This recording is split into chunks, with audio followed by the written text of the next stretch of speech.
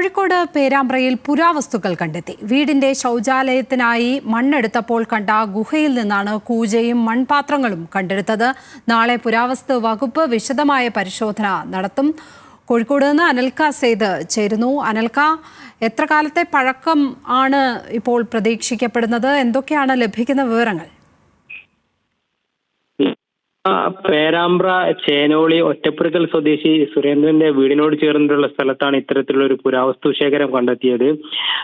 ഇത്തരത്തിൽ വീടിന് വേണ്ടി ശൗചാലയത്തിനായി കുഴിയെടുക്കുമ്പോഴാണ് ആ ഘട്ടത്തിൽ മണ്ണ് നീക്കിയപ്പോഴാണ് ഇത്തരത്തിലൊരു ഗുഹ കണ്ടെത്തുന്നത്. ആദ്യം കരിങ്കൽ പാളിയായിരുന്നു കണ്ടെത്തിയത്.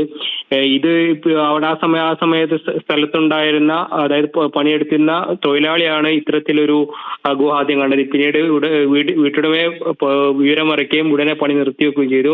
തുടർന്ന് നാട്ടുകാർ സ്ഥലത്തെത്തിയതിനെ തുടർന്ന് കോഴിക്കോടുള്ള പുരാവസ്തു വകുപ്പിലെ ഉദ്യോഗസ്ഥരുമായി ബന്ധപ്പെട്ടു. അവിടെ നിന്ന് കോഴിക്കോട് നിന്നും ഉദ്യോഗസ്ഥരെത്തി പരിശോധിച്ച സമയത്താണ് ഇന്ന് ഏകദേശം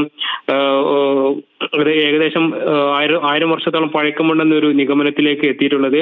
2 ദിവസത്തിനുള്ളിൽ ഒരു വിശദമായിട്ടുള്ള പരിശോധന നടത്തുമെന്നാണ് പുരാവസ്തു വകുപ്പ് ഉദ്യോഗസ്ഥർ പറഞ്ഞിട്ടുള്ളത്.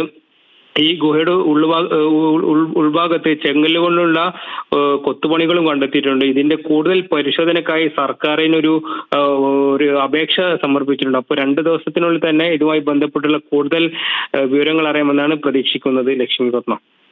അനൽക സെയ്ദ്, കോഴിക്കോട് നിന്ന്.